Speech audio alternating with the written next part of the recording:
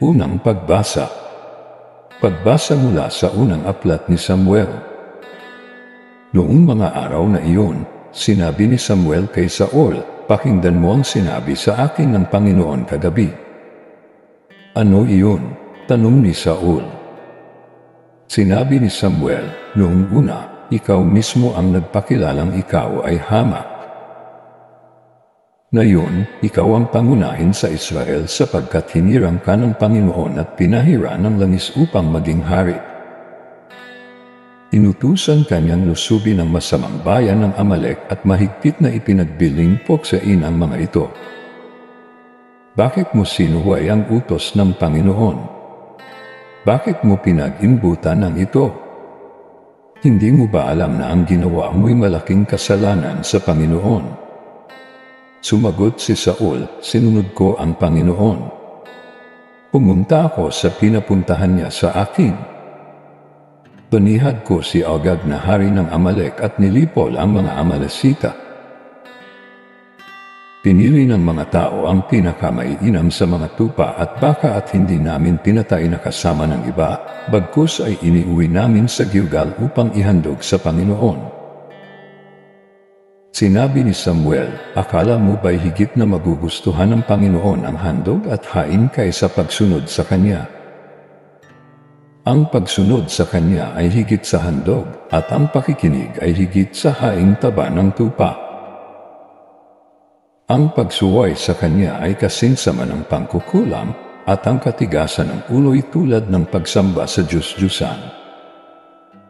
Pagkat sinuway mo ang Panginoon, aalisin ka sa pagiging hari ng kanyang bayan." Ang salita ng Diyos. Salamat sa Diyos. Salmong tugunan. Ang masunurin sa Diyos ay sasagipin niyang lubos. Hindi ako nagagalit dahilan sa inyong handog, ni sa inyong mga haing sa damban ay sinusunog. Bagaman ang mga toro'y hindi ko nakailangan, maging iyang mga kambing at ang inyong mga kawan. Ang masunurin sa Diyos ay sasagipin niyang lubos. Bakit ninyo inuusaw yaong aking mga utos? At bakit ang paksa ninyo ay sa tipan natutungod? Pag kayo ay tinutuwid, agad kayong napupuot. At niayaw na tanggapin yaong aking mga utos. Ang masunurin sa Diyos ay sasagipin niyang lubos. Kahit ito ay ginawa hindi kayo alumana, kaya naman ang akala, kayo't ako'y magkaisa. Ngunit ngayon, panahon ng kayo'y aking pagwikaan, upang inyong maunawa ang ginawang kamalian.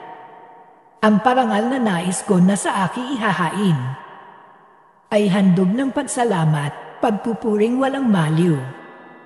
Akin namang ililigtas ang lahat na masunurin.